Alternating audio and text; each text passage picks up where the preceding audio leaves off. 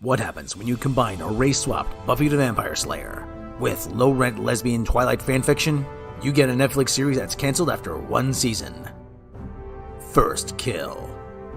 Meet Juliet, a high school-age vampire who for some reason can still see herself in mirrors, walk around in daylight, and is still in high school, who falls in love with a Slayer named Calliope. You're Calliope? Well, Cal's good. Sure, why not? They then share a forbidden romance, just like those two. Well, maybe those two. Watch them take on other vampires, werewolves that look like bad CGI from 1995, and make out in the unsexiest way possible. You know, all you're doing is combining The Hunger, Twilight, and Buffy, and it's been done better. I mean, sheesh, you people. If you can't make lesbian vampires work on Netflix, then seriously, something is wrong here. Starring, whoever these people are. I really don't care anymore. But the mom was on Lost and a bunch of stuff you'll probably recognize. Don't miss When Animals Attack on Netflix. Now all we do is sit back and wait for the Axel Braun version, which will be 10 times better, believe me. Back in the day, these guys worshipped a violent god called Landru who suppressed their creativity until Kirk figured out it was actually a computer. These knuckleheads went back to worshipping Landru. Don't make me paradox you into destroying yourself. This is literally the exact thing Captain Kirk taught you. Well, I like purging people during the Red Hour. I'm going to keep doing it. Dude. Yeah, I know. It's always weird revisiting planets from the TOS era. You know, Spock, Scotty, those guys. Get destroyed by a gamester of Triskelion or whatever. Pathetic little flying hammer thing. Well, Wesley Crusher worked with his mom. Maybe everybody will be cool about it. You said Wolf 359 was an inside job? How to decorate the captain's yacht. If changelings aren't real, the Dominion War didn't happen. Titan is also within range. Boimler? I thought the Enterprise was strong. We thought you were the Enterprise. Hacklids? Guys, right here? Yep, break something now. You did How much contraband have you hidden on my ship? Double hit! I wasn't mad that you were stealing the Sacramento promotion. What about the needs of the many? Party and I wasn't invited. I'm sorry, what was that? I hate it when a ship gets repaired and comes out looking all sovereign class. Fluidic systems and how to reroute them. He's with the prophets now. A tribble? Yeah, that's for personal use. You were sort of my Chadich. Sooner or later, I'm gonna run into you, and I'm gonna feed you to an artist. You hear me? I'm sorry I'm late. I was watching the first Enterprise on the holodeck. You know, Archer and those guys. Those guys had a long road getting from there to here. You know, they had a little Risa. Should we take the little Horgan? Oh, the jazz.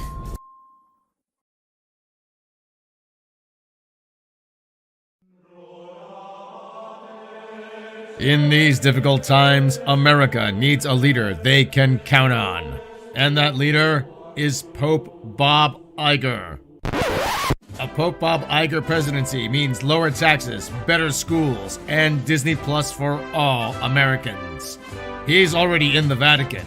Now, put him in the White House. Hello, I am Pope Bob Iger. Not only do I want to be Pope, but I want to be your president. Vote for me or the Twitterati will cancel you and everyone you know. When you cast your vote, vote for the one man who will make America the happiest place on earth. Pope Bob Iger. I have Baby Yoda's vote. What about yours? I am Pope Bob Iger, and I am approving of this message. The following video is brought to you through the generous support of viewers like you. If you like this content, then please consider subscribing, liking, and sharing this video. And for those who are in the position to donate, this channel thanks you. And so does this orange cat. Are you a boat asshole who needs to transport an army? Did you forget to pack enough supplies for a full complement of horses? Don't want to deal with the foul smell from below decks? Or did you just forget because you rushed off into battle because some blonde chick with pointy ears showed up out of nowhere and told you to? Well, at 1-800-BOAT-ASSHOLE, we've got you covered.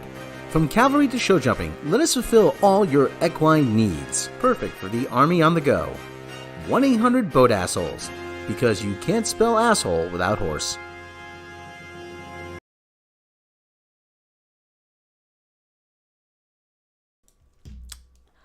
Is that true? See, now I gotta look that up. Can you not smell a-hole? Smell. I can't talk yet. I'm not here yet. Trying to chug down a yogurt before I go live just so I don't, like, crash. We got a lot of news. Holy crap. There's a lot of stuff going on. On top of my favorite soap opera that's going on. And, my hair's bad. I don't care. Hair's bad today. Who cares? Hello. Thank you guys so much for hanging out with me this afternoon. What do you want to look at first? What do you want to talk about first? We got Bob Iger stuff. There's a George Takei being a bitch to what's his name again? William Shatner. Stuff about Wednesday.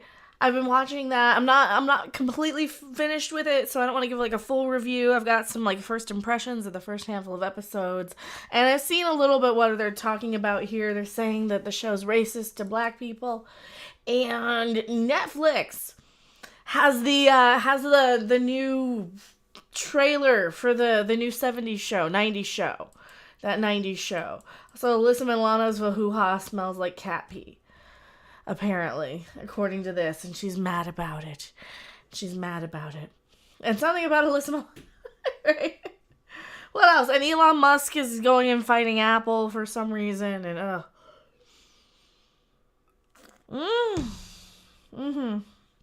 So we got the little yogurts because I don't know. Shatner went into space and Takei didn't. Takei wouldn't be able to. I think he would throw a temper tantrum half the way up, don't you think? So what do you think? Alyssa Milano first? Because that was the first one. I'm like, oh, I gotta do something on this. This is funny. Are we demonetized yet? Shush me. La. Probably. Let me look on the back end. Let's see what YouTube's back end says. It'll probably say, oh wow, 300 people are clicking on the beanie video. Yeah, we're demonetized. All right, request review. We're not saying anything. We're just talking about stuff. Seriously. So somebody's sitting there flagging it, and you know who is probably sitting there flagging it because they have nothing better to do, because that's how they get back at people, because people like me had literally nothing to do with their comic books being destroyed or something. I don't know. It gets really, really irritating, doesn't it? Is she going into the candle business? I don't know. So she's upset about wrong. Oh, let me do it. I gotta clip this. This is just so much wrong. There's so much wrong. Who can riff on today? Hi, Mecca. Who can riff on today? Hello, Colin Ewan. We're riffing on everybody today. Here we go. Alyssa Milano, there is so much wrong with your tweet. It is as wrong as the post that you're making wrong out to be wrongisms for. Oh, I can't even talk. It's as wrong as that opening. It's as wrong and painful as that opening. I am Mecca. Do my plugins work yet? Probably not. Is it going to do the thing? No, nothing's, no intros, none of my stuff's working. How about my soundboard? Is that one? Smoke weed every day. That one seems to be working. You know what else is not working today? Alyssa Milano, the chick from the thing. Has she ever worn that? She probably has, in protest of, I don't know, the environment or something. Are we protesting the environment? So Alyssa Milano is filled with being upset of somebody's freedom of speech. Is this the freedom of speech you want at Elon Muscaroonie? How about copyright with a W infringement? Is that fine by you too? How about learning some basic grammar?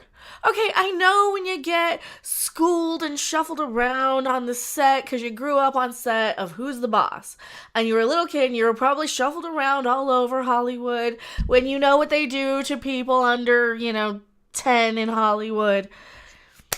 They put them on TV, of course. I mean, that's exactly where we're going with that one. We know what they do with them when they're not, making them advertise Balenciaga. Now, how about copy? Well, first off, copyright is spelled incorrectly. It's just copyright. Copyright. So the W doesn't need to be there. How about copyright infringement? So period. Or how about copyright infringement? Period. Semicolon something. Is that fine by you too? So these are two sentences. You should have a capital I. Is that fine by you too? Is that fine with you would be more proper grammar. Is that fine with you? And it's not even copyright infringement. What do you have copywritten? Do you own The Handmaid's Tale? Do you own... I don't think you do, Alyssa Milano. I don't think you do. It should be likeness rights. This is your likeness right here. And you're a public figure, so yeah, they can use you in any way, shape, and form they see fit, as long as they're not profiting, for the most part. So they're replying to Real James Woods. What does James Woods say? Oh, this is about Alyssa Milano sucking up to Elon and being upset with Elon because he made cars and everybody thinks Elon... I don't care anymore. Elon, everybody's on the hate Elon team now all of a sudden because he bought a corporation that another billionaire owned for some reason. She was mad. She was mad that he gave her a Tesla and she didn't want a car from a World War II bad guy.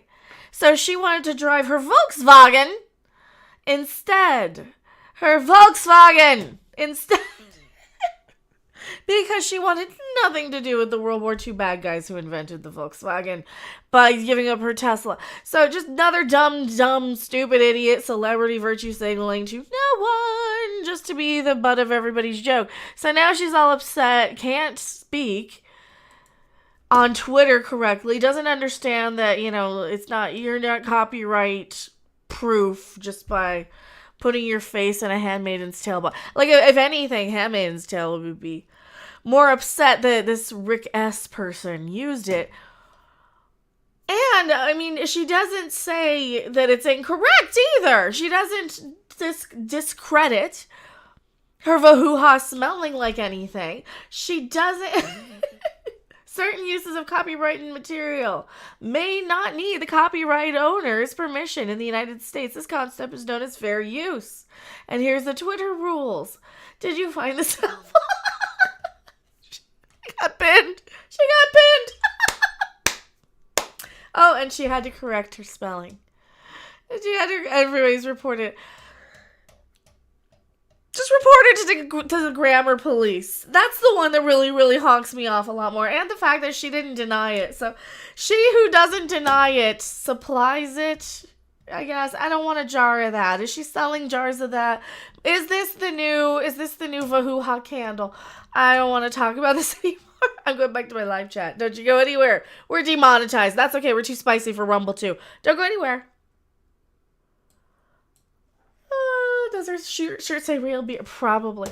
She can't speak or talk or anything. Do you hear about the Kanye Tim Pool follow? Oh yeah, Kanye used Tim to go and spew a little bit of a publicity stunt, and Tim benefited greatly from it. I think Tim was walking on eggshells. He probably almost crapped himself by like, oh no, is Kanye gonna lose me my millions a month? Is Kanye gonna lose me my millions and millions of dollars? And, yeah, he sat there and didn't say a darn thing and just says, whoa, let's clarify. And Kanye stormed away because, yeah, that was funny. Who goes on Rumble? I don't know. I've had a million people tell me, go to Rumble, you won't be banned. I'm shadow banned there. I'm probably more suppressed on Rumble than I am here. To be honest. I mean, you know that that's where we're at with that. All right, what's our next article? How's everyone doing? We're in the middle of this one. They're probably gonna say that's a little too spicy. Alyssa Vahooha's Milano smells like cat something. Well, she didn't deny it. She doesn't deny it. That's gonna be a video on its own. If we can, we might just leave it. We got the 90s show trailer. We got some Tim Burton Wednesday news. We got George Takei. We got Bob Iger. And we got Gina Darling news. Actually. So I'm probably going to be the one breaking this. So here we go. This just in. Gina Darling is banned on Twitch.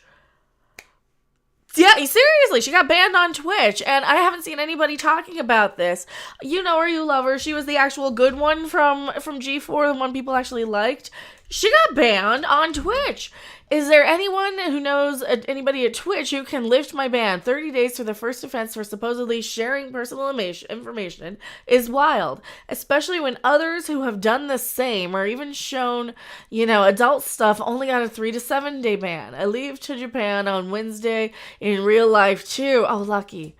Lucky. So did anybody get with her on Twitch? Did anyone get with her? I think she's still banned. What's her latest? Twitch streamer. Oh no. Cause she was talking about her dad for something. I got banned on Twitch. I haven't streamed in like a week. Weird. What the crap, Twitch? And she's getting a lot of crap too. So she's getting like probably a whole bunch of hate for her. So I haven't seen anything. I haven't seen anybody reporting on this. Is this the only source we have? Rob. I'm waiting for Rob to send me something in the background. Rob. Is this the only news we have on this? Are there any articles? Okay.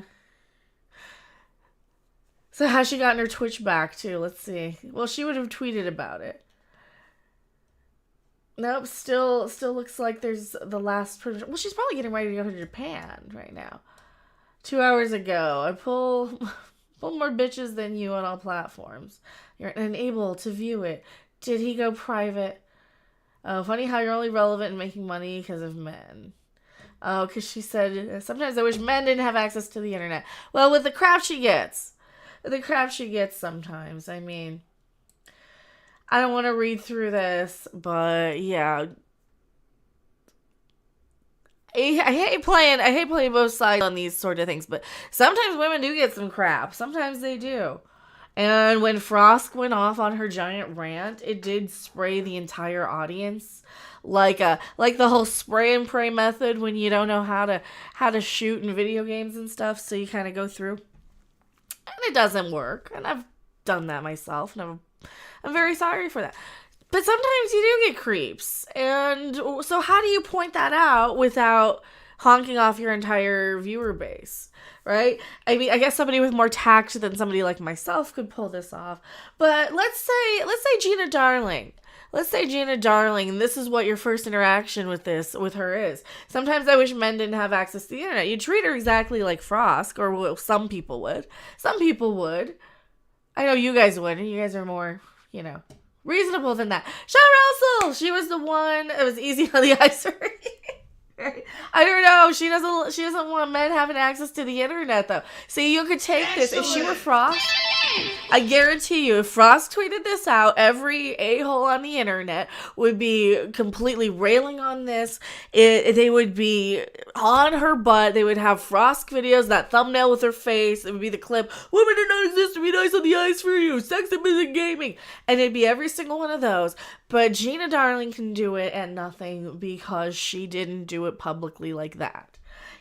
She's going specifically with a couple of little screenshots of garbage, right? She's not taking the offense that she's just going to get attacked specifically. And is that kind of is it fair? Yeah, maybe not. I don't know. This is where Mecca grows a freaking conscience.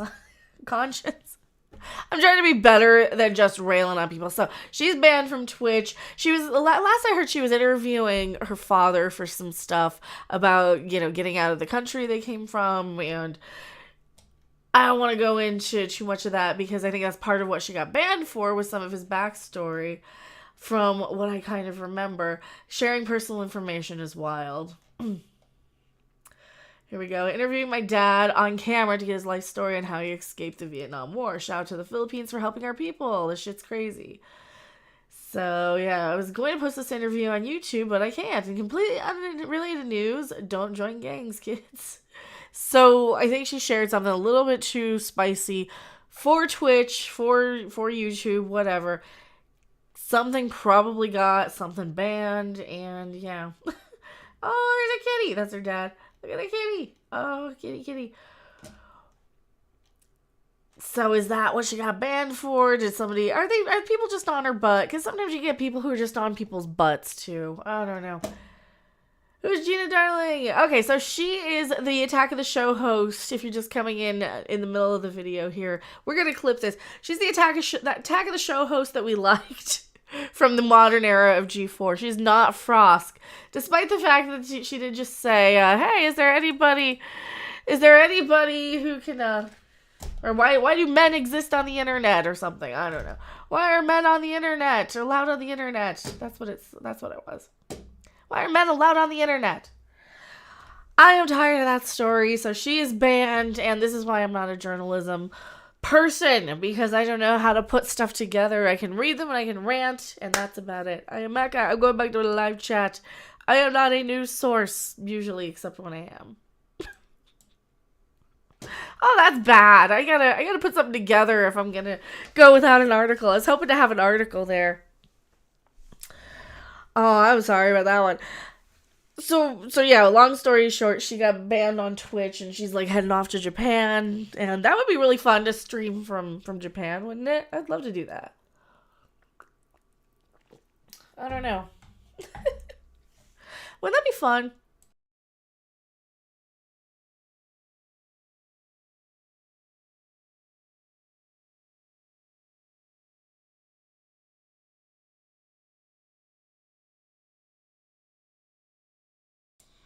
We have George Takei news, and I did the wrong thing. I unmuted wrong. I did not mute wrong. Hello, Jahan. George Takei. Blah. Frost's the only one I know from the new G4, and I'll give a happy rat's ass about her or her mediocrity. Yeah, you know. Well, Frost is like the good scapegoat. She's the one that everybody wants to just blame for the network tanking, despite the fact that the network was going to tank anyway. That there was no reason for G4 to come back. There was no reason for any of it to exist. And that's kind of my problem with a lot of this is so much of these reboots and remakes and reimaginings, there's literally no reason for them to exist. Speaking of, I guess I'll move on. That's a good segue to go into this. Speaking of, which one? I got two of them. I got Wednesday and freaking what's this other one? No, the 90s show. Wednesday and the 90s show. Speaking of reboots that have no reason to exist, we'll go with Wednesday for sure, because that's a hard sit. Here we are. Speaking of reboots that have no reason to exist, Wednesday.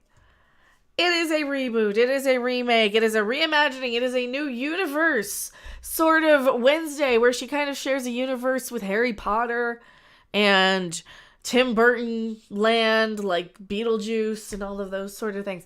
So this Wednesday show, I'm about halfway through it. I'm not disliking it as much as I thought I would. However, I'm not liking it as much as I want to. It's got some issues, especially the Tim Burtonisms. You can tell when Tim Burton directs an episode, there's every character. They all zoom in to the close-up of a face going, Just a smile and a noise. A smile, not a line, not a word. Always. It's a smile and a noise, and it drives me up the wall because I notice it. It's not just one character that does it. Every character does it. Every single female character especially. Catherine Zeta-Jones, her accent's weird. Oh, I don't know. Colin Ewan, I'm giving you £10 for naughtiness done with panache. Thank you so much, Colin Ewan. I really, really appreciate it. I don't deserve it, but thank you so much. Oh, man. We call it a recreation, Senior Sticks says.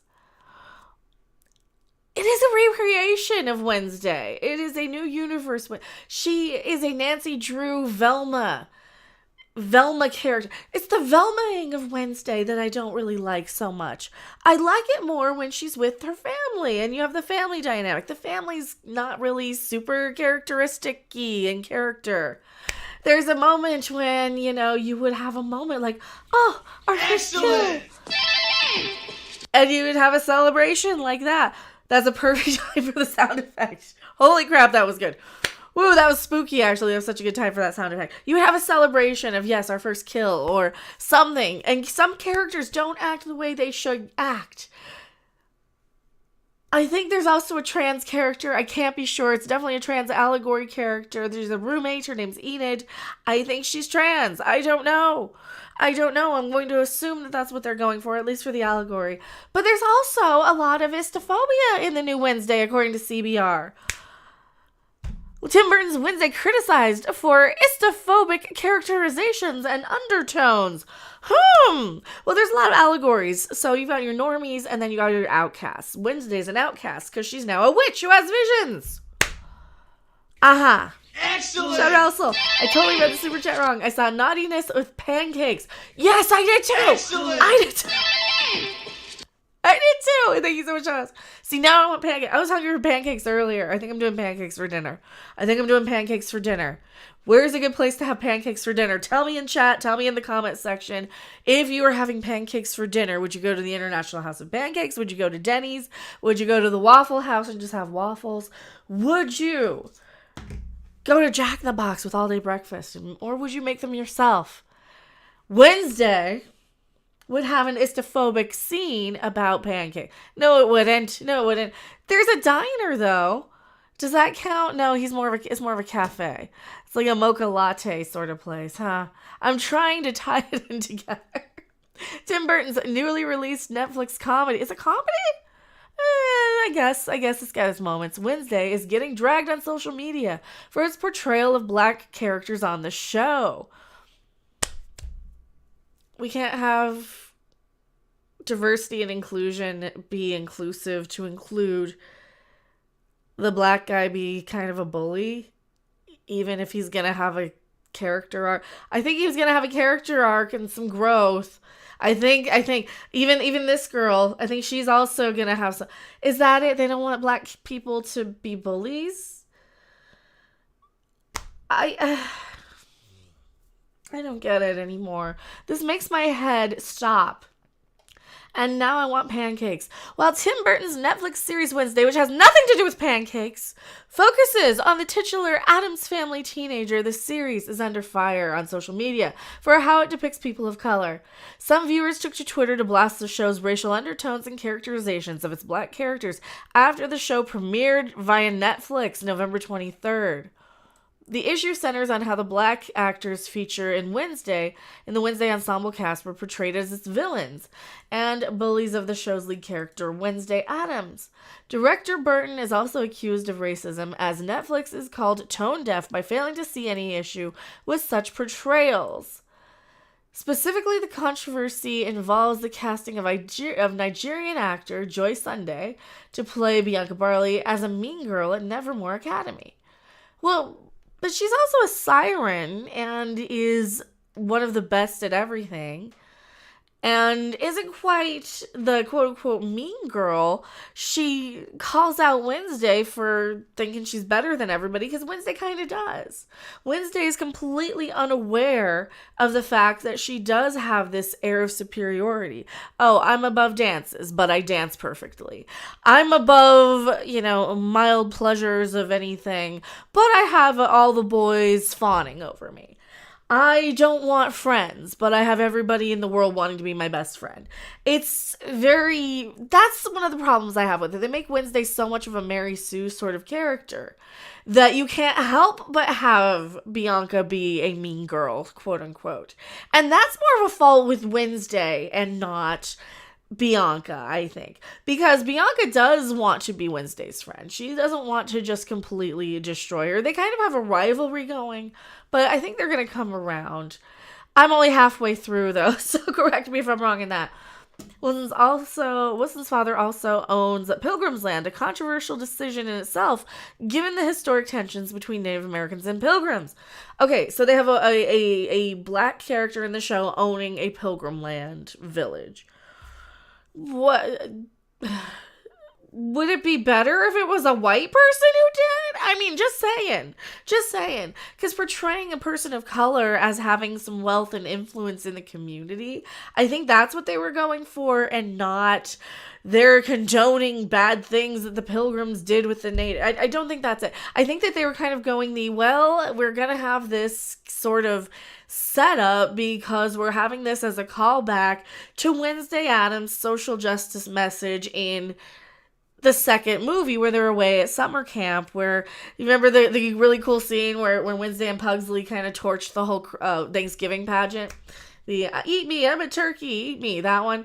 Remember that? That's what it's a callback to. That's why they're using Thanksgiving. Plus, they premiered it around Thanksgiving time. They didn't do it for any other reason. And Wednesday is a total social justice character in this. She's a Lisa Simpson to the umpteenth degree. She's there calling out white male privilege, white colonialism, every other social justice buzzword that you can get. So if it were a white guy doing it, it would be just over the top and redundant at this point. And I think they did it for diversity and inclusion, because where else are you going to put people? Because everybody's an antagonist to Wednesday in this who's not completely in love with her. I mean, you'd have to make the character gay. So you can't have it all ways, people. You really, really can't. There's a bunch of tweets. Tim Burton seen us call him racist. Oh no. I'm not gonna read your tweet, lady. I'm not. You're not gonna trick me into reading your damn tweet. The Wednesday show is directed by the artist weirdo. The thinks he's an outcast because he like everything black except for black people. Don't get me wrong, I love Jenna Ortega and she's playing Wednesday, but the one thing I hate about the show is that why did they make all the people in the show terrible? All the people of color terrible. They made all the white people terrible too. I'm pretty sure that Christina Ricci's character is gonna be like one of the main villains. That one and Gwendolyn Christie. Am I kind of right? Oh Lord. So why do they hate Tim Burton? Is this just for controversy? Is just to get people like me to do an article read on it? Is that it? Because the show's not that bad so far. It's not that great, but I mean it's a decent show if you want to kind of just have some more Addams Family things. If you like Tim Burton enough. I'm not a Tim Burton fan that much. I like the Addams Family a lot more than I like Tim Burton. So that's what gets me, is the Tim Burtonisms, the So, I am Mecca, and Netflix, you're just rambling on and on and on. It's not enough that you have Luis Guzman. It's not enough you got Jenna Ortega, that she has some Hispanic heritage. It's not enough you have diversity. It's not enough you have inclusion. So, to that I say, And I'm going back to my live chat. For the re's and the whas. I have to rewatch the 90s movies again, right? Those are good. Oh, those are great. We love those. Everyone has to be perfect. It's like, can you have... Well, this is the same argument where you can't have Pinhead or not Pinhead, a clown face. What the hell's his name? Pennywise. You can't have him kill gay people. Or Jason. It's like, do you want diversity and inclusion or not? You know, do you want more people to the table or do you not? You still got white characters in Addams Family. Family Value is the bad guy. What's their point? Exactly. Well, that stuff's been going on since the 90s, too. They would have the characters. So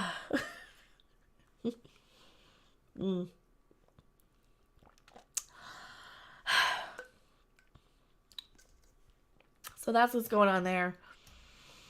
Diversity of murder. It's a murder mystery, too. So, I don't want to spoil it until I get, the whole thing watched, but... It's not great. It's not bad. It's not great and it's not bad. It's okay. It's, I've seen better and I've seen a lot worse. At least it's not boring and it's not... It's a little... Wednesday's preachy, but Wednesday's supposed to be preachy and unlikable. And I think that's one of my problems, is that Wednesday's supposed to be preachy and unlikable, so... Ooh, holy crap. We're only half an hour. How are we just flying through? We're just flying through these. I gotta kind of slow down and take a second. Here, let's look at the new... What do we have? Do we have any new anything? Or do we have any old anything? Do we have a commercial here? I don't even know. Well, we got the Wakanda for... Everyone saw that. We got all my beanies. Everybody saw that. What's this one? Andor. I think we've seen all of these. Didn't I bring any new ones in? No. Card comedy trailer. That's old. That's because I haven't like used this in a while. Victimized. As the discovery turns. Oh, here you go. Here's another one. This week on As the Discovery Turns, Dr. Ricky's having some anger issues, and he commits robot abuse. How many times do I have to say it? And Cleveland and his friend find themselves in some shady company. Charming place. Well, you're the one who wanted to come here, Mr. Creepy White Man. Do I need to know the particulars? As long as you don't spit in my drink again. Don't miss all the drama and crying as the Discovery Turns.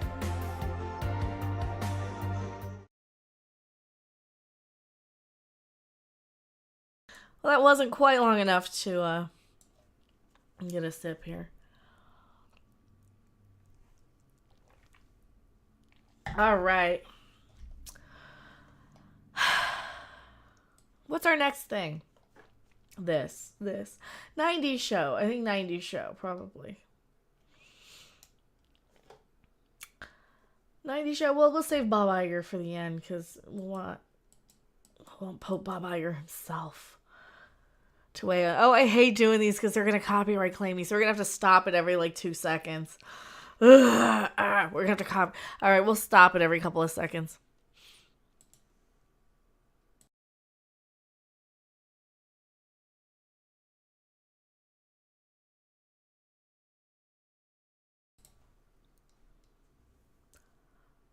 We have a 90s show trailer.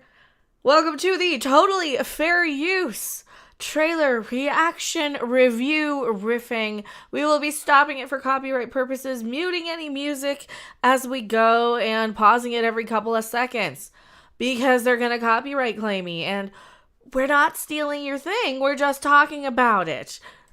How else can we review it? How else can we see if it's any good or not if we don't actually watch it, especially live, especially in front of everybody? So, welcome back to the basement. Kurtwood Smith and Deborah Jo Rupp are back as Red and Kitty Foreman in the 90s show premiering January 19th. Wow, that's close. That's very close. Here we are. We got the old Wisconsin place. Wisconsin. They're from Wisconsin. Should I turn down the thing a little? Here we go. Is this modern for the 90s? Does this look 90s to you? Looks pretty 90s to me. Wonder Bread, French's mustard, cookies on the thing, Hills Brothers coffee. Pretty 90s. Yeah, kind of looks like what the Roseanne thing would be. Oh, and we got... Oh, I thought we were getting like a scene. It's cutting away. Fine, we're gonna cut away. Hey, Grandma. Hey, Grandpa. There's... What's her name? Okay, she looks more like... She looks more like the kids now that you see her. That was the premise. Remember, Donna and Eric had a kid, and she was totally not Fez's love child. Okay, kids, the basement is all yours. Oh, Lord. All 70s basement-y things. Look, let's go back. Let's kind of see how it looks. Well, it looks like nobody's touched it in a while. That's kind of cool. Nostalgia. Except one thing. I was a teenager in the 90s, and I'm going to know what's accurate, what isn't accurate, what these kids would be wearing, what they wouldn't be wearing. And, yeah, which year in the 90s is this going to be? Because so far, yeah, he kind of looks 90s-y. So far, some of these kids don't look super 90s-y. Oh, yeah, there you go. Look what she's wearing. She got like the overall dress on top of the little shirt with the, oh, yeah, that's pretty 90s. The basement is all yours. Lights on, shirts on, and no dancing. No. Are they drinking? They're underage drinking? How cute. I think they would have replaced the washer and dryer at some point over the last 20 years. You know, maybe that'll be like the first episode. They replace the washer and dryer. Dancing. You're like the guy from Footloose. No dancing, you guys. She doesn't look that much like Donna and Eric would look. Her hair is not red enough, is it? She would have redder hair. She would have red, don't you think? 90s show thing makes me feel old. Sadly, I am old. You and me both. We're all getting up there. They go in my room. Oh no. What is this? Water tower. Yeah, maybe. Maybe it's kind of 90s-y. Maybe. Oh yeah, I remember guys who had those sweatshirts. Yeah. Yeah. In my room.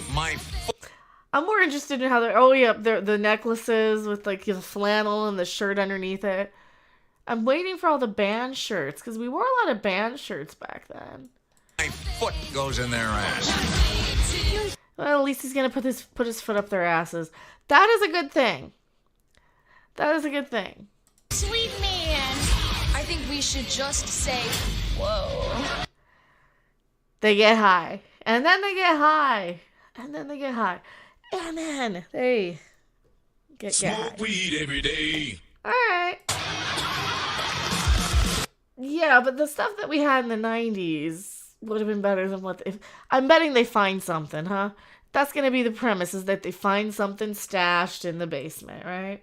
That's going to be the first episode?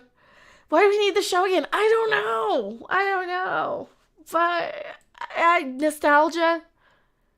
Get out. See you soon. Get out. Don't be a stranger. Is that Jell-O? I want that. That's Jell-O now. Get out. Extra icing. That was Or mine. is that a cupcake? We never locked the sliding door. We do now. That looks good. Okay, that's yummy. Malamars!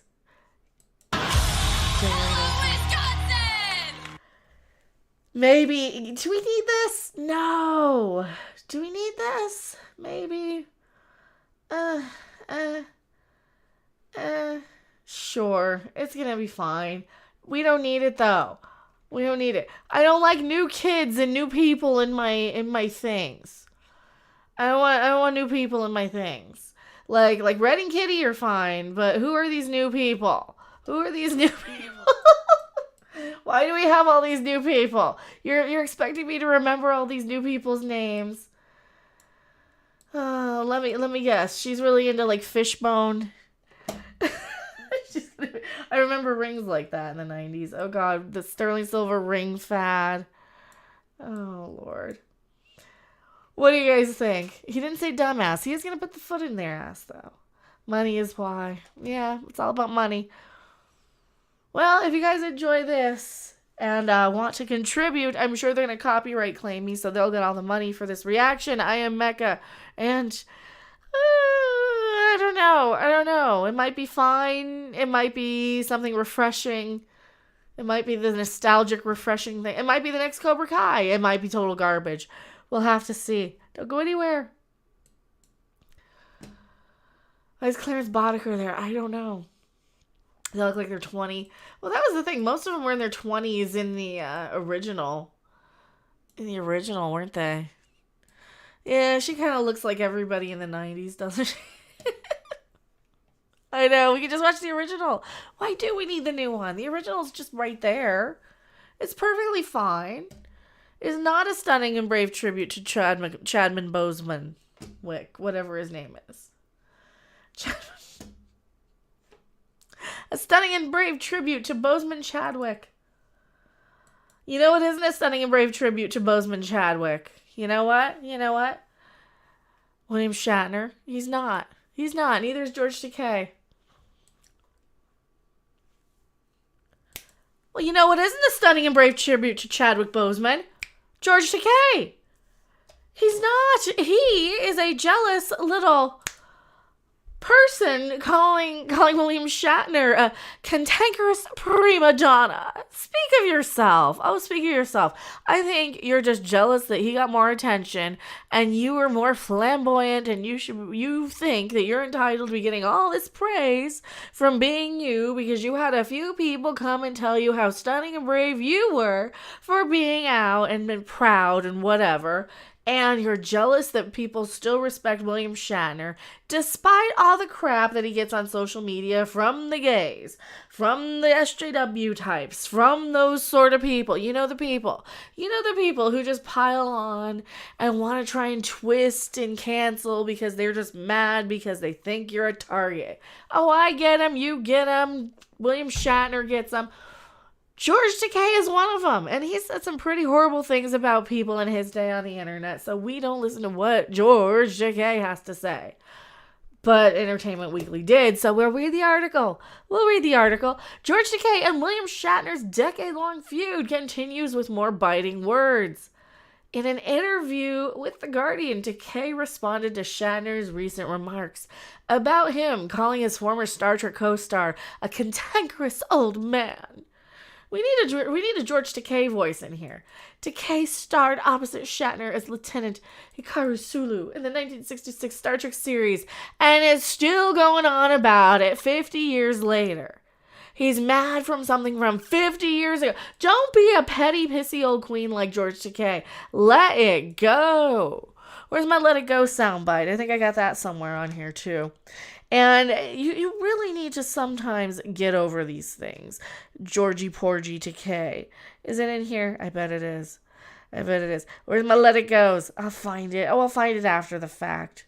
Oh, there it was. Let it go. There! Let it go.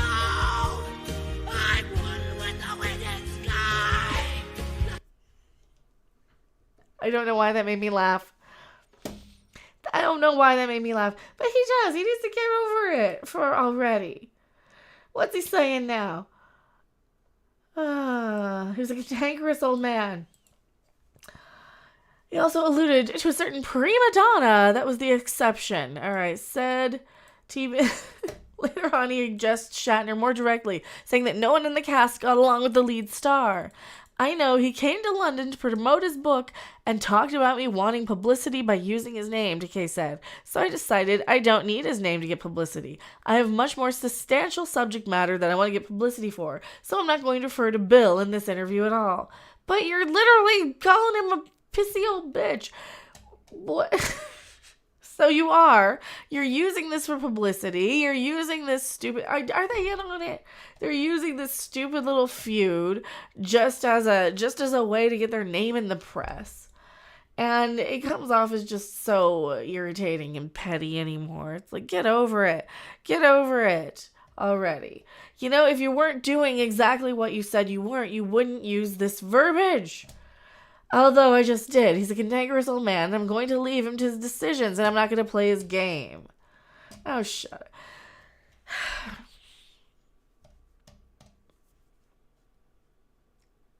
You know, I'm all for freedom of speech and all that, but sometimes some people just need to shut the hell up.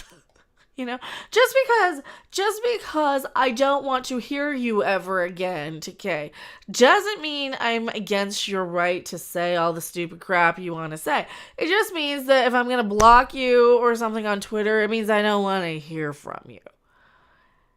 And that is not against freedom of speech, but maybe it is. So I am anti-freedom of George Takei's speech. I am going back to my live chat. Don't you go anywhere. Tired of him. Aren't you tired of him? We'll get Rob to come in on this one for the thing. All right, we got everything. Rob, come here. You want to do the George Takei voice? John Russell. William Shatner is a treasure. F off, Takei, right? Oh. It's like you get some of these articles and you're like, just shut up. You just want to shake these celebrities by their scrawny little necks and go, shut up, shut up, shut up, shut up. You don't want to hurt them or anything. You just want to rattle them around a little bit so they go, that's what we want. Do the George Takei voice, but go, at the same time. But come in here where you're on mic. You're not so loud. It's like you don't want to hurt him or anything. No. You just want him to shut the hell up. You know, when they're going on and on. Grab you by the neck. Grab him by the gullet. Go. Oh my! I'm being strangulated by William Shatner. Did you see this? Did you see this? No. You read this. You want to read this article? This is bold. George Takei says Star Trek cast didn't get along with cantankerous prima donna William Shatner. He enjoyed being the center of attention and wanted everyone to kowtow to him. By Jessica Wang. Mm-hmm. I think that's BS. I think that's BS. I don't believe so. Hi, Michael Keller. Well, go up. Okay, bring up. Oh, yep. George Takei and William Shatner, decades-long feud with more it continues with more biting words. Oh, that's too small. Never mind. There. Are we recording? No. Do you want me to? Do you want me to? Because I recorded the first half of it. In a new interview with The Guardian, Takei responded to Shatner's recent remarks about calling him by his former Star Trek co-star a cantankerous old man. Takei starred opposite Shatner as Lieutenant Hikaru Sulu in the 1966 Star Trek series and other TV and film variations that followed. While he said the camaraderie on board the Starship Enterprise was often reflected on set, he alluded to a certain prima donna. That was the exception. Later, he addressed Shatner more directly, saying no one in the cast got along with the lead star. I know he came to London to promote his book and talked about me wanting publicity by using his name. Takei said, so I decided I don't need his name to get publicity. I have much more substantial subject matter that I want to get publicity for, so I'm not going to refer to Bill in this interview at all. He acknowledged, although I just did, he's just a cantankerous old man. I'm going to leave him to his devices. I'm not going to play his game. But as for whether Shatner was a cantankerous younger man, Takei said he was self-involved. He enjoyed being the center of attention. He wanted everyone to kowtow to him. Oh my.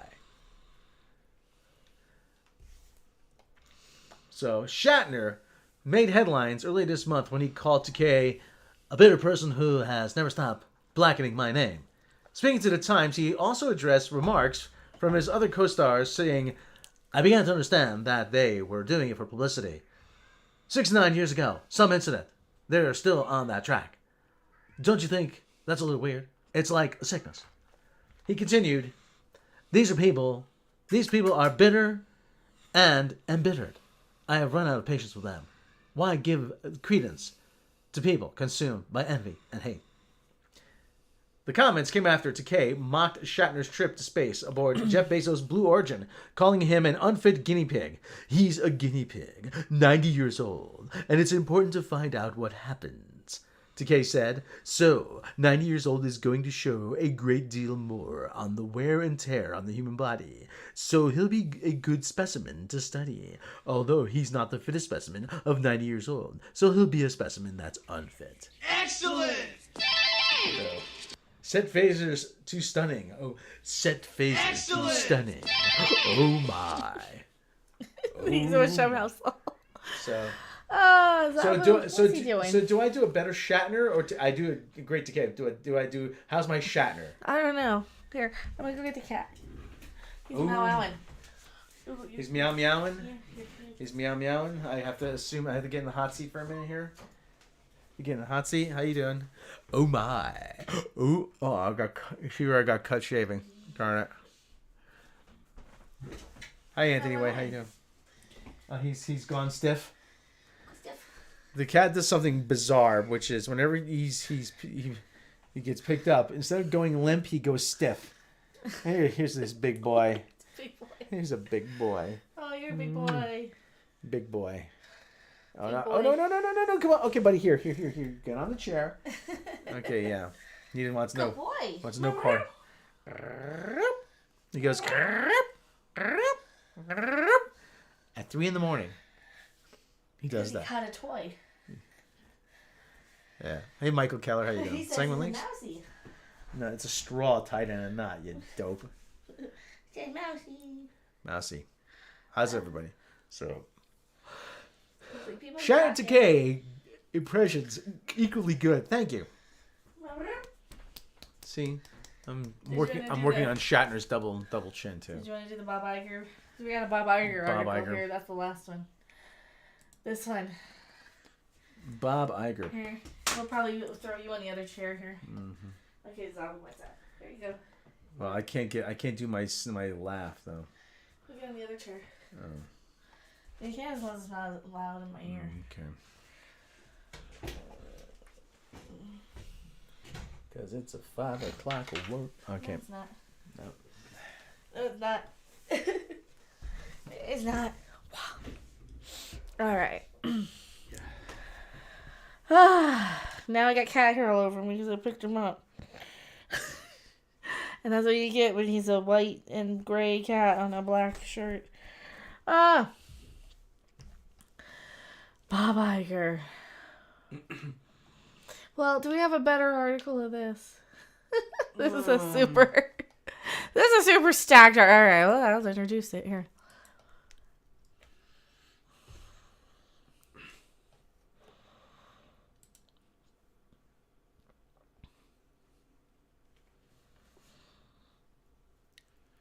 Bob Iger gives a super non-politicized answer to a super politicized stacked article.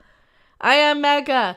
Wow, not since CNN have I seen something like this. Normally you get the buzzword from the other side, you know, the Trump supporting white supremacists. No, you're getting pretty much the same type of article here. Holy crap, Disney CEO Bob Iger claims he is the arbiter of what is right and wrong, confirms company will continue to promote acts of depravity, grave depravity at that. Grave depravity. Wow. So they're booking Gwar. Huh, that's fun. You think they're going to book Gwar? Yes or no? No. Who are you? Why are you here? I'm Rob off camera. AKA Pope Bob Iger. Pope Bob Iger, that is right. I am Pope Bob Iger. Sometimes. Ooh, look, he's a handsome Pope, isn't he? No. And I just stretched my image. Here you go. Reset, transform. There you are. Oh no, you're off camera. I'm on camera Pope now. I'm the on-camera Pope. I hit shift instead of alt. Oh no. So I stretched me weird. That is terrible. There you go. Now we're right. But I'm trying to correct because the sun is not cooperating with my lighting. It's okay. Notice the green screen. Notice it. That's all I'm doing is noticing the green screen line. CEO Bob Iger claims he's the arbiter of what is right and wrong. Wow. Walt Disney Company's CEO recently addressed employees in a town hall and positioned himself as the arbiter of what is right and wrong, also claiming the company will continue to promote acts of grave depravity over its leadership. Should I translate this? Do we want to translate this? Because this is awfully stacked. Video footage was obtained by journalist Christopher R. Rufo. Is that the guy that keep trolling on Twitter? That's the one. Is that a journalist? Is that what we're calling a journalist? I don't know. Okay. Sean Russell, grave depravity. Are we going to see people going at it in the cemetery in Strange World 2? Probably. I'm surprised they released that, though, to be perfectly honest. Who shared Iger's response. Excellent! To a question regarding Florida's parental rights and education. But, for crying out loud. The one that didn't actually do anything other than just rename Disney's little self-governing thing. So it was a big play on fooled you sort of thing. I'm talking about fooled the people who thought that was a win, right? Yeah, do you want to maybe explain some of that a little bit? All right. Actually, this is the Parental Rights in Florida Education Bill. It says you cannot talk about any sort of relationship matters in school. Now, that is for LGBTQ, XYZ, LMP. Okay, so what does this have to do with Disney then? But it also applies. It can also apply to straight relationships too. So they kind of screw themselves on that. So that's one. the different thing. But why do we care what Disney says about it? But Disney took a stand against it, saying because they have so many people that they employ that are LGBTQ plus, and so because that's the part I always miss is what it had to do with Disney. Yeah. Because I always think ahead to the other part of the thing. And so Ron DeSantis said, "Oh yeah, you're gonna speak out against me. I want to be president." And so he revoke Disney's special autonomous tax zone status. However, Reedy Creek. That's what I jumped over. However, that's the thing that didn't do absolutely anything, right? Yeah, to make a long story longer. Too late. Yeah. It was going to stick the taxpayers with a $1.75 billion bill. So they just renamed it, and Disney's doing its own thing anyway. Yeah, so that didn't matter. Yeah. So rather than take the bad publicity and take an L, Ron DeSantis had just kind of swept it under the rug by renaming it and keeping it in place. Okay, so that's how that's connected to this stupid thing. Because this thing, nobody needs to have any opinion on unless they have kids in Florida. That's kind of my thing with this whole parental rights bill is that unless I'm a childless YouTuber, what the hell do I care what people do with their kids? Unless you have kids and they're trying to pass one in your state, you know? Yeah, I mean, that's the thing. I mean, this is in Florida. This has nothing to do with... I think that people are connecting this way too much to Disney, which is really, really... All right, so what happened here now? Well, the company originally claimed they were not going to get involved in the debate surrounding the bill. Then CEO Bob Chapek indicated they would work around the bill and others like it through their content. Did he though? Is this true, or is this a twist? Do you remember any of this happening? This is sort of true. Sort of true, yeah. So what happened here then? Yeah, and this was what prompted. No, well, what actually happened here? They didn't actually do anything. What they've been doing, they've just been doing what they've been doing. Yeah, it's already laid out for them. Well, Bob Chapek really couldn't do anything because he didn't put anything in play. He was just there for 2 years, and everything that released now was in the works beforehand. So. I hate everything about the Florida stuff connecting to the politics because I don't like anything about this story. I don't, not that I don't enjoy doing the Bob Iger voice. Just the ins and outs of the story. Here's what's really going on, and a lot of influencers are getting compensated, whether they know it or not, to shift people to vote conservatively. And whether if they're saying, oh, well, they're not conservative, but they're just anti-Democrat, they're getting, and I'm not, because look at the views and look at how much money I'm earning. So, no, I'm not getting paid anything to get people to shift that. But a lot of people on YouTube get dings and rewards, whether they know it or not, to kind of shift people to vote conservative. With a lot of this tying in culture war into a lot of things that... It literally went from let's get identity politics out of Star Wars to abortion rights, to think of the children, to don't don't have gay people teaching our kids stuff. So that's where they lost me on a lot of this culture war stuff, and this is where I'm like, I just don't like talking about these because I think that there's really no reason for me to have anything to do with this. I don't have kids in Florida or kids at all.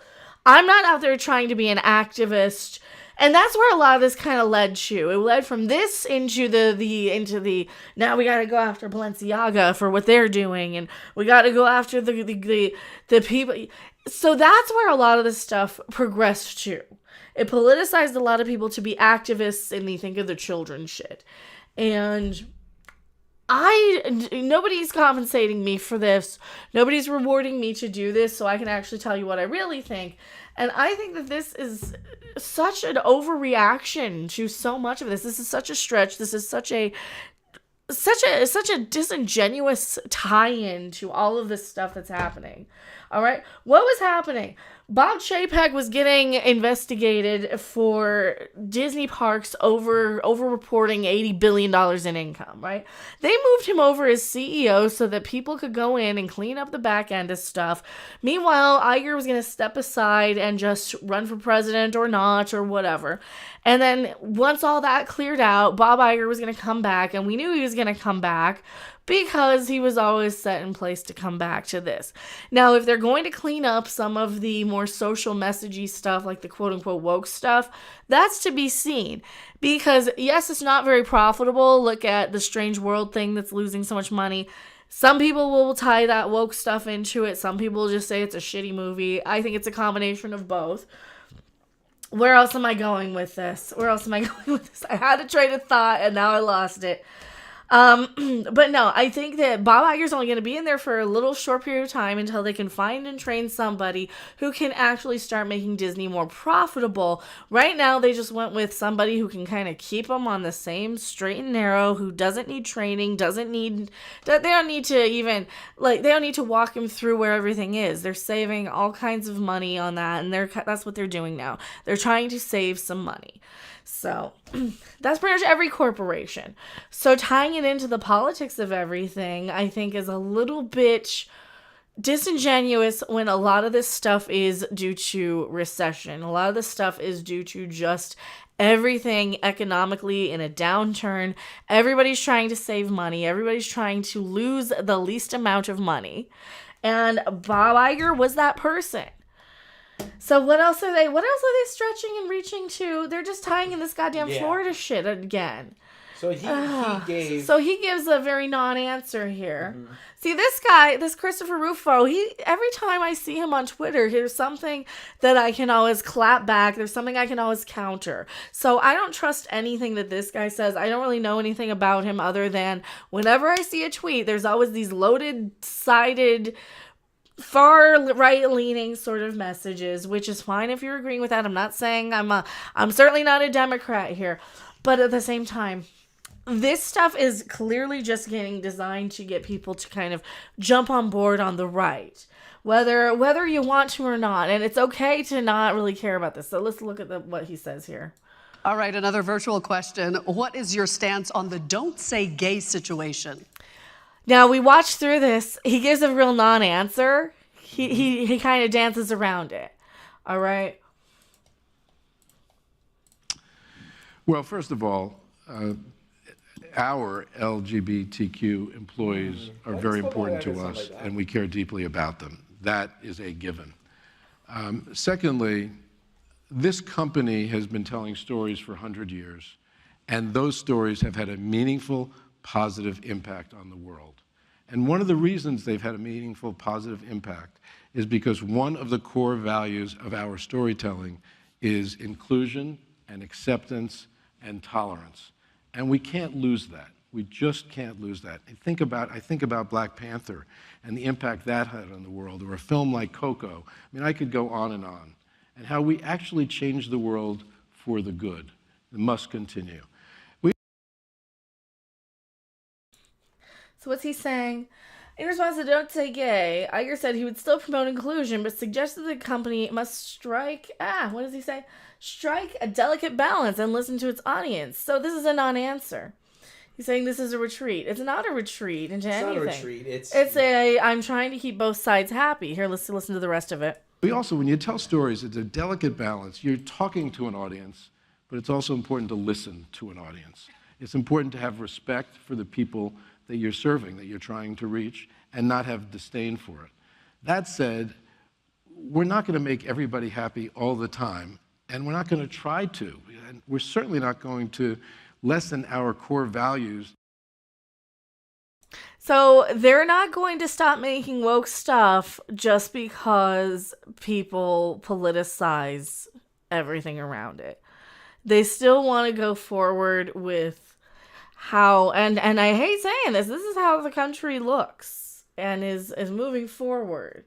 And it's not a woke thing. Like, we can still push back against the stupid bullshit woke stuff, but the politicizing it in the complete opposite direction is also a misstep, in my opinion. In order to make everybody happy all the time. So it's complicated, and there's a balance, but I at one point I said, we do what we believe is right, and then someone criticized me for saying, well, who are you to say that that's right? Well, when you're in a job like mine, or you are responsible for the storytelling that many of you are responsible for, you get paid to have a sense for what is right. Not everybody will agree with you. That's just not the way the world is these days, but it doesn't mean you should stop trying to do the right thing. Now, that's something you could take on either side of the aisle, too. And this is literally what I've been saying with specifically the quote-unquote parental rights don't say gay bill, is that I, as a childless YouTuber who have no dog in the fight whatsoever, have no idea which side is correct. Do you tell kids about pronouns? Do you not? I don't know. I have people in real life who had other completely I know people in real life, not Rob, who have had completely unrelated, non-gender, quote-unquote, issue surgeries as children that they were allowed to, just cosmetic things to make themselves feel better, to make themselves look better, to make themselves have more confidence, to correct things, just little quote unquote deformity sort of things. So people who go through this, and you can hear the argument of, well, I don't know. I don't have a kid. It's not my kid. Why know better than the parents on either side of this?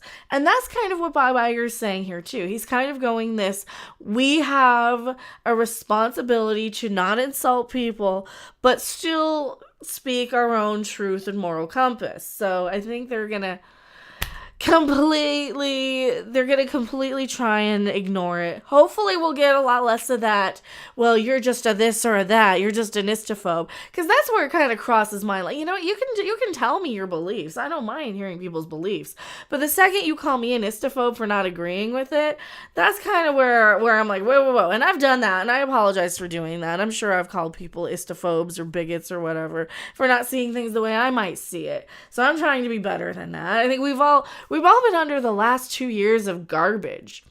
And the fact that we're still arguing over the sidesy stuff, that to me just, how off the mark am I? Here, you're the voice of reason here. I mean, no, you're not that off the mark, but it's, like I said, he's kind of in a tough spot, because you ask him about this. Of course, he's got a company to run, and the company's taking on he wants.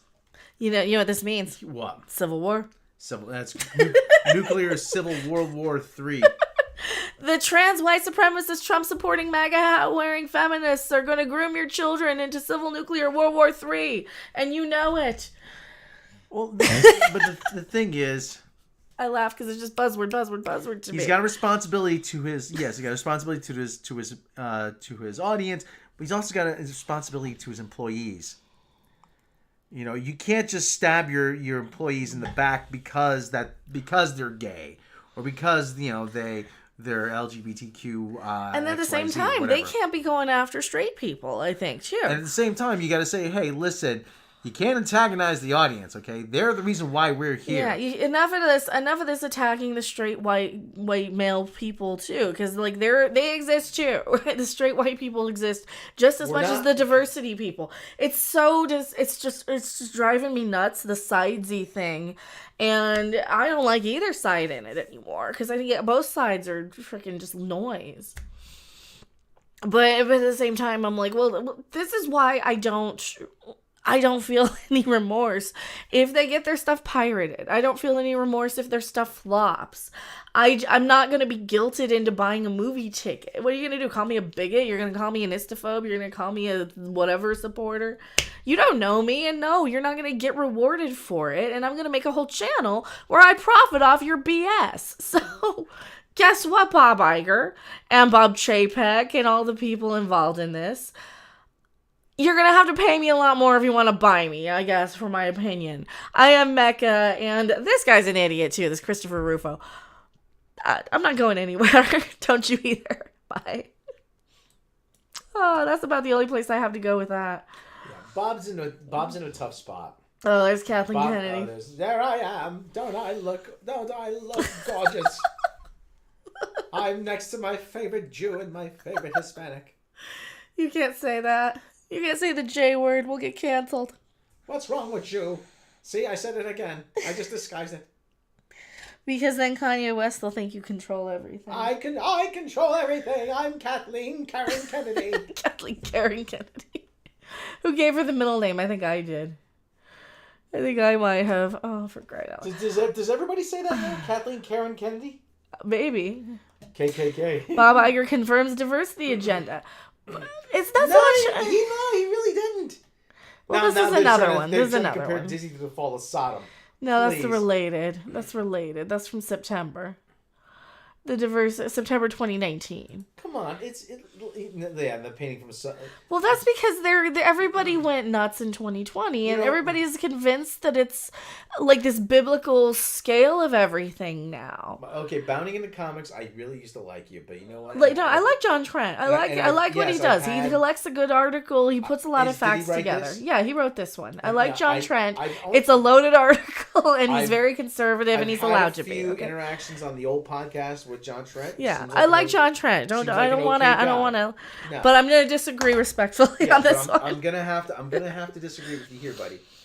Okay. I wish more people could do that. Like, I wish I could do that more. Disagree without being disagreeable. Yeah, because like I think I don't believe, or I don't see it as being like this apocalyptic Sodom and Gomorrah end of the world sort of thing where we're at. I don't think that, because like I was scrolling through Twitter, and Libs of TikTok is basically admitting that no, it's just about gay kids seeing gay people and turning out gay.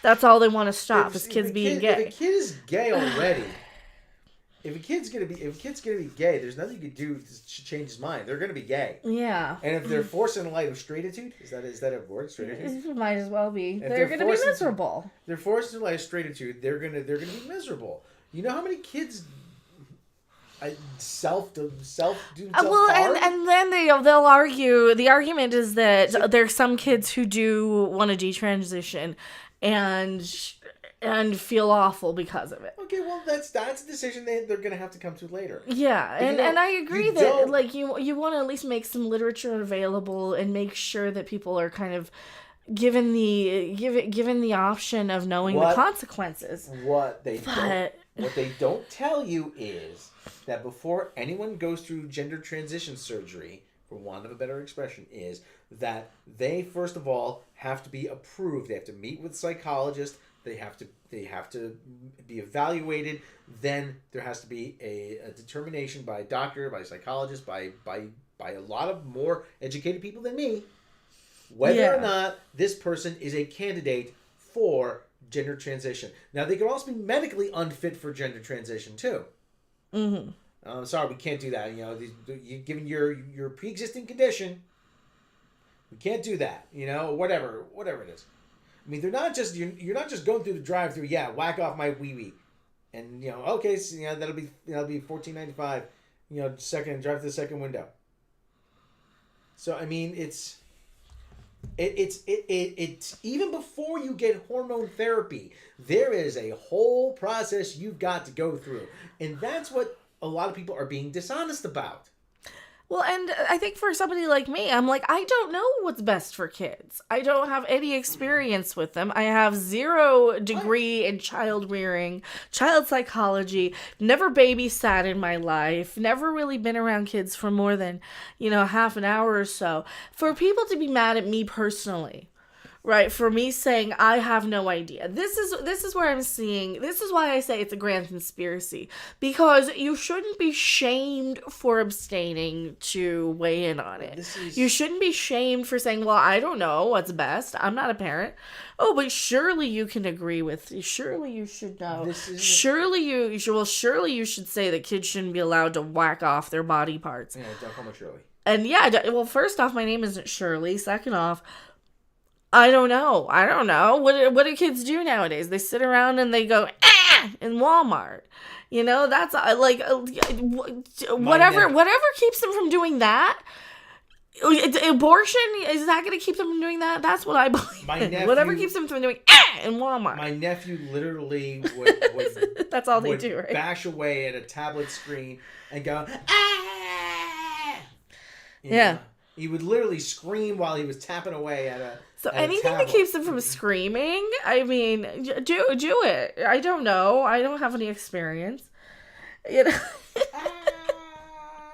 can't give them lawn darts or anything to keep them natural selection in business anymore. Yeah, letting the natural selection sort it out. Darwin. That's Darwinism right there. Sorry. Let Darwin sort it out. Sorry, headphone people. I've been around. I have literally 10 nieces and nephews. 6. That's how I am at Walmart though. I'll hear just in the middle of the aisle. I'm like, oh, shut up. no, no. Then they turn the Exorcist. No, I don't wanna. You get me the Frosted Flakes, brother. Yeah. Where's my boots with the steel toes so I can stomp your face in quicker? Buy me the Batman toy. I just can't. I'm too old and cranky for it. They're not cute. They're not. Yeah. It's fine if you have them, but just don't bring them to me to babysit. Every time they start howling, I have the same reaction. Look out! He's gonna blow.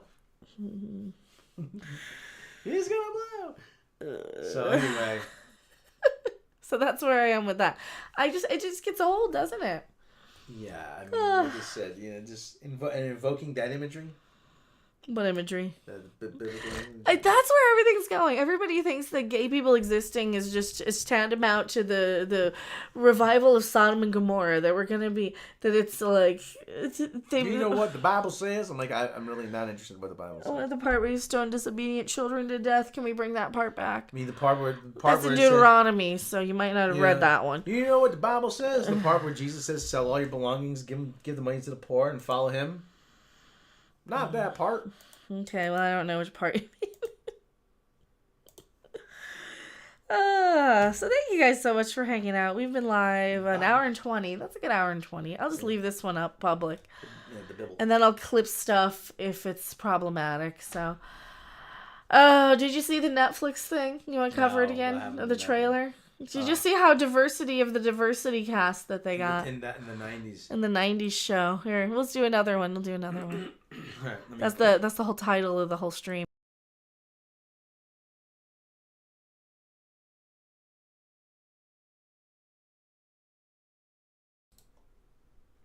But wait, there's more! We have a 90s show trailer that we're gonna do a double looky at. A double looky at? I have no idea. 90s show! I was there in the 90s when the 70s show was a thing. Who are you? Why are you here? I'm Rob Off Cameron. I was there in the 90s. You were also there in the 90s. Dear God, I miss the 90s. Right. I could go to a concert for like $13 and the music was decent. Oh, here we go. We got a 90s show Netflix Ramones trailer. Are still together and alive. Probably There's the car. There's the car. Oh, look. Potato chips or something. Snackies. There's Kitty. Kitty. Does she kind of look like 90s Kitty? Maybe we want to mute it. It'll be fine. It'll be fine. Don't do the and then you'll be fine. Don't do the music. I already looked at it once, so if we get copyright claimed again. They don't have that much music too, and we did kind of lower it. There's Red. He hasn't aged a day. Neither of them have, right? Yeah, they did an 80s show. It was awful. Yeah, it was. It was awful. Welcome back. Here we are. Hey, Grandma. Hey, Grandpa. So she doesn't look like Fez. No? So we were wrong. She doesn't look like Fez that much. She doesn't look like Eric or what's her name either. Donna. Grandpa. Your favorite basement. This is my favorite basement, apparently. Is it? I guess. I didn't know that. Okay, kids, the basement is all yours. Well, let's take a look. It looks like they haven't opened the basement in 30 years. Oh God! Look at how diverse the diversity of the diverse cast is. Mm-hmm. There's Led Zeppelin banner in the back. So for the 90s clothes, did we kind of dress like this in the 90s a little bit? The basement. This shirt, I kind of remember guys having this shirt. I mean, is she supposed to be wearing a flannel shirt?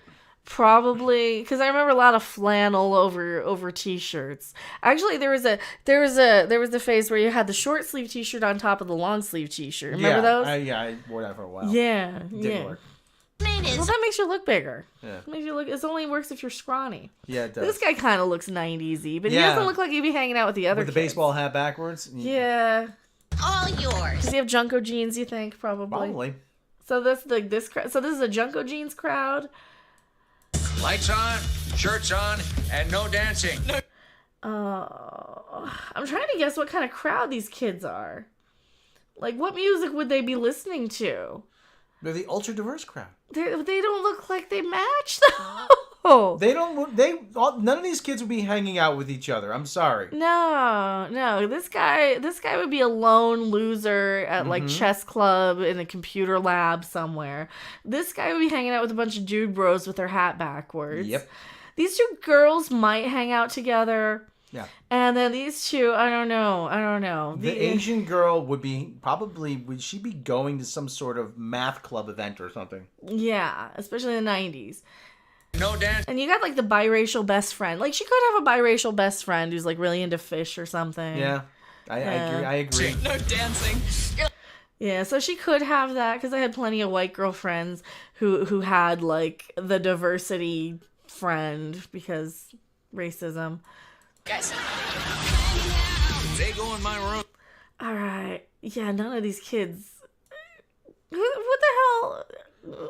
None of these kids would hang out together. Yeah. They don't look like a match set. No. This kid, okay, again, I've seen this shirt in the 90s before.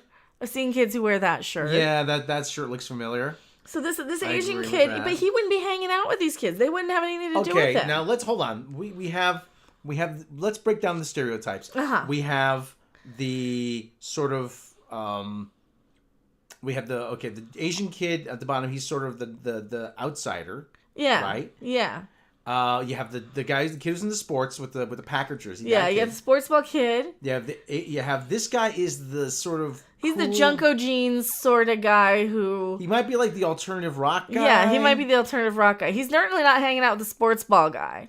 Yeah, and he'd probably be hanging out with her. Yeah, she looks like she's questioning her sexuality. Yeah, which a lot of people did back then. And you have who else? The Asian girl, like I said, is in the science club or something. Yeah, she wouldn't be dating this guy. This guy would be with a blonde cheerleader, or would be trying to bang a blonde cheerleader. Yeah, they built their cast from the 90s, like Abercrombie Fitch catalog or something. Yeah, these kids wouldn't hang out together. Oh, here he is. Yeah, she's got combat boots on. Oh. Yeah, so she's the one who's really into fish. That's what I'm thinking, and she might hang out with this one alternative rocker guy. Now the wardrobe looks kind of. I mean, don't you think that the Asian girl would have the combat boots on instead? Yeah, probably. Well, maybe. I mean, depends. Like so much of their identity was based on what they listened to, though. Mm-hmm. I got to know more about these kids. What do they listen to? What are their songs? Because this kid listens to like Michael Bolton and the Dinosaur soundtrack. You know, this kid's listening to I'm the baby, gotta love me. You know, this kid might be listening to Matthew Sweet. Yeah, he might be listening to Matthew Sweet. The kid with the hat is probably listening to Metallica. Yeah, that kid, he's probably listening to Metallica still. He's listening to Candlebox. No, he's listening to Candlebox. Maybe He's listening to Candlebox. Soul, maybe. Yeah, he's listening to Candlebox, Collective Soul. Who's she listening to? She's listening to Mariah Carey. No, no. Maybe something a little bit less mainstream. Known? Maybe Tori Amos. Yeah, I would say Tori Amos. Well, because she's listening to Fish. Yeah, she's trying to be as cool as her. But she's more Sarah McLachlan. Natalie Merchant. Natalie Merchant. Yeah. Natalie Merchant. She's listening to Natalie Merchant. Something she's kind of edgy, but she's not quite committed to it. Yeah. My foot goes in their ass. So she's supposed to be like our Claire Danes from My So-Called Life sort of character. Yes, that is exactly what she looks like. That's who she's supposed to be. But Dad, I'm here to see my real dad Faz. Where's Gay Ricky then? Who's the gay? We need a gay. Who's the gay? Is the Asian kid the gay? Probably. He's their gay friend. Same Formans. Sweet man. I think we should just say, whoa. And then they get high. Mm-hmm. And then they got high. Whoa. Maybe she's Hispanic and Asian. Maybe. She doesn't look it. With that hair. Nobody had curly hair in the 90s. No, that's 70s. Yeah. What the hell's with the hair? Nobody had curly hair like that.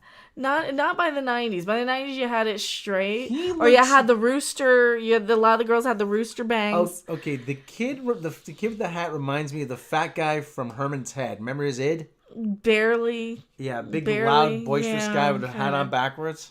Kinda. Yeah, he's gonna have that same personality. I guarantee it. Because that's listening to Dave Matthews and Weezer. Let's rock it. Oh, the other guy. Oh yeah, the Crystal Ring. She's listening to Fishbone and Fish and all the Yeah. She's got the flannel at least. Okay, she's my favorite character so far. Oh, nothing. Not him. I don't like him. He sucks. Guys. This dude. He's doing cat's cradle with a yo-yo. What's going on?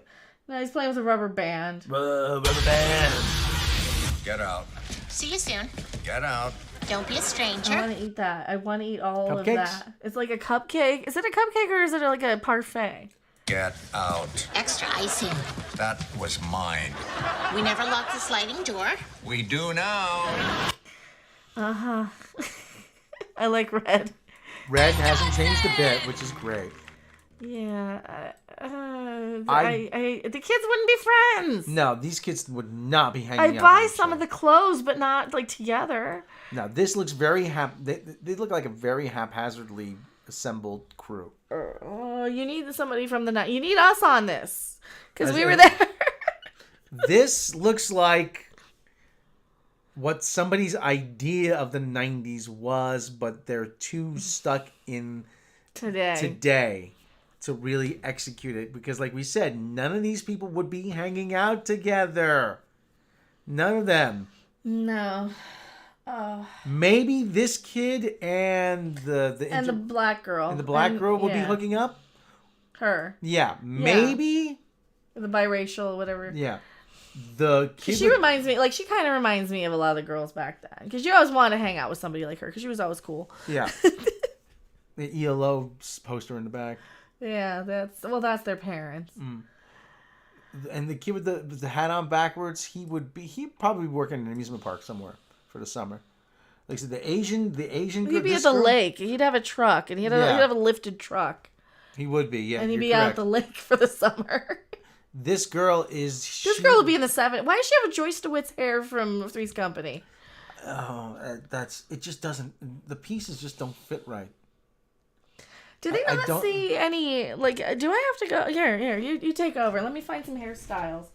Well, I can't find some hairstyles without, we'll add them in post. We'll put some pictures of, like, my somewhere from the 90s. Do I have pictures of my hair? I look the same. And I understand it's summer, but. Lived in the 90s and I never saw kids who looked like this. Yeah. Yeah, well, this kid, I mean, I always see kids with the backwards hats, but that shirt is so modern. That shirt. It's a modern old shirt. It's modern to look like the 70s. Yeah, you're correct. It looks too modern. It looks. She kind of, girls wore, t-shirts with stuff over Denim t-shirt. Yeah. Denim shirt. Yeah. I can see that, but. No, a lot of these kids wouldn't match. Well, this kid I've seen, but this was like a 1991 shirt. I saw kids in like 5th grade wear this shirt in like 1991, and that was a shirt you wore if you were a roper. What year? If you listen to Garth Brooks in like 19, seriously, you'd have a cowboy hat if you wore that shirt. What year? What is this supposed to be taking place? I don't know specifically. I thought maybe 1996. Well, it just says the 90s show. That 90s show. All right, let's look it up. That 90s show. Everything we know. There's going to be an article probably. Yeah. 8 hours ago, breaks down. I don't think it's going to tell us. I don't think so. Just setting in the 90s. The answer was swift no. 14. The Dory shows a 14, 15-year-old kid who said he's Red's. Red and Kitty's grandkid. It doesn't say which year specifically. Let's see. Leia soon meets the next door neighbor Gwen, named after Gwen Stefani, and falls in love with Gwen's crew, including Gwen's brother Nate, his girlfriend Nikki, the people, and their pals Ozzy and Jay. Every season only takes place during the summer, as Leia makes trips to see her grandparents while school is out. Which summer, though? I'm going to guess it's summer 1995. Probably right smack dab in the middle. Well, maybe that's why they would never hang out together, because she's just visiting for the summer. I don't know. We already watched the trailer, so... Shush. We already watched it. I'm gonna guess summer 95. All right, well, I was 16 in the summer of 95, so if it is then we'll have quite a lot to talk about, because I remember that quite well. I am Mecca, and the verdict. What do you think on this one? We gotta wait and see. Was looking forward to it more than I am now. Yeah. Now that I've seen the kids, but maybe we'll at least get some interesting references. As long as I have some Gen Xers writing the damn thing and don't have a bunch of millennial creeps. I am Mecca. We'll see you guys in 2 seconds after I wrap up the video. All right. Do you still have my 90s show trailer? Somewhere. I don't know. Probably on the other computer. I think it's on the other computer, not on this one. Yeah, she looks a lot less like Fez now. Yeah, she looks a lot less like... Because she did in the stills. Oh my god, yeah. Yeah, because we're like, what is it? She looks like Fez. Yeah, I knew it. You all this time you were cheating with Fez. Gen Z writing the show. Please don't. Please don't write the show, Gen Z. I promise you, Eric, I wasn't doing the sex with Donna. Why does she look like you? You're all a bunch of dumbasses. I don't know. But thank you guys so much for hanging out. Do you have anything else you want to say? No. About the Bob Iger thing. Oh man, I hate the Bob Iger. I hate the Disney news anymore because I don't like getting into the political of it. Because then I gotta use my brain, and I don't want to use my brain on Disney it. Especially when it's like goes against the tribe, because the tribe and the cliques and the. You know what? Okay, this is something I heard when you go through our firearms training with the military or Secret Service or whatever. They teach you don't aim for the head, aim for the chest. Mm-hmm. You know why? Bigger target. Disney is the biggest target right now. Yeah. So it's easy for anybody to write a hit piece on Disney. It's not a hit piece on Disney. Oh. It's not so much. It's more of there are people in powers out there so bent on getting people to be pushed towards the conservative side. And it's so obvious to me because I am like this master of pattern recognition and stuff. Tim Pool's sister, Lisa, put up a tell-all video. Ooh, I gotta see that. She's gonna be on, what's the woman's name? Carlin something. Carlin Burresque. Yeah, I've watched a couple of her stuff. I don't really know a lot about her, but I watched a couple of her things, and she seems pretty spot on a lot of that. So I'm like, I'm going to watch more of her. Oh, she hates these people and this thing. So I'm going to watch some more of that, and I know she's going to have Tim's sister on there. Watch our trailer. We're doing All My Beanies. We got a new installment coming. We do? Yes. Actually, do we want to watch Tim's sister's video? Where is it? Do we want to watch it while we're live? What do you think in chat? Do we want to watch it? Yes or no? Where is it? Where is it emphasized? Do you know where it is? No. Here. Gina. Ghostly encounter. Testimonial. I want my $2! It's on YouTube? Yeah, okay. It's on YouTube. Okay. Is it on her channel? Thank you. So. Thank you. You don't have to super chat, but thank you. I appreciate it. What else is going on? Oh, Adam's live. Here we go. Not leaving Las Vegas. The Vegas big problem with crazy ticket prices. Let's talk. Yes, I want to listen to that too. Not leaving Las Vegas is a great channel. Great channel. All right. What am I looking for? There we go. 5 hours ago. Oh, wow. Okay. Tim Pool back. Wow. 5 hours ago, she put up a video. Oh, wow. Do we dare? It's 25 minutes. It's 25 minutes. We'll watch it and get back. I want my $2. All right. It's 25 minutes. I want to watch it first before. Or what do you think? Should we react to it live? Because I'm obsessed with this. I'm obsessed with the All My Beanies soap opera. That's my thing. I want my $2. Is it going to thing? Here's the thing. There's her video. So she recorded it on her thing. I remember seeing her on the show though, and like he didn't even know her last name anymore. Basically, because yeah, that's the thing. Big Timcast fan here. Sorry for all the stuff. I was getting mad at him when he goes on tirades about how a parent should raise a kid when he doesn't have any kids. I do too. Oh, I do too. I'm like, no. Who am I to tell you how to raise your kids? That's my big. All right. So if she's talking about that, then yeah, I do want to hear what she has to say. Absolutely. Well, I do anyway. I want to hear what his girlfriend has to say too, because she seems like the only innocent party in it. You know, doesn't she?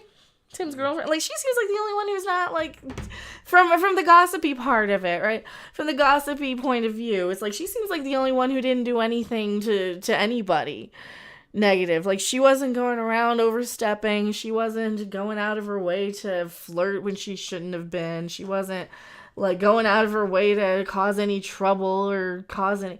From what I've heard. But then again... Clint Matthews, we will find out the man who knows Tim Pool is just a meat puppet for Cindy and me. Will we find out? I think here's my gut. A lot of people are getting rewarded to funnel people to vote a certain way. And I'm pretty sure I'm right on this one, because whether they know it or not, they get rewarded for saying the right things, and it kind of funnels the content that way. So I was even told, oh, play to your audience. And I'm like, well, yeah, and that kind of stuck in my head, and that kind of hurt some of my confidence too. And I'm like, no. My audience doesn't want me to just fucking recite back the bullshit. They want to hear me dissect the bullshit and tell you what's what. We're gonna watch this. We're gonna come back to this probably. I'll probably talk about this after, because it's getting 25 minutes. There's a 25-minute video, and I'm very, like, I was kind of hungry before because we did a 2-mile hike around the neighborhood. It's not really a hike, but there's hills and stuff. So we did a couple of miles before, and now I'm like, it's dinner time. It's 5:30 Colorado time. It's 4:30 now, so I got to think about what I'm making for dinner. So we'll watch this. We will watch this one. Thank you guys so much. We will see you on the next video, live stream, or wherever. Bye.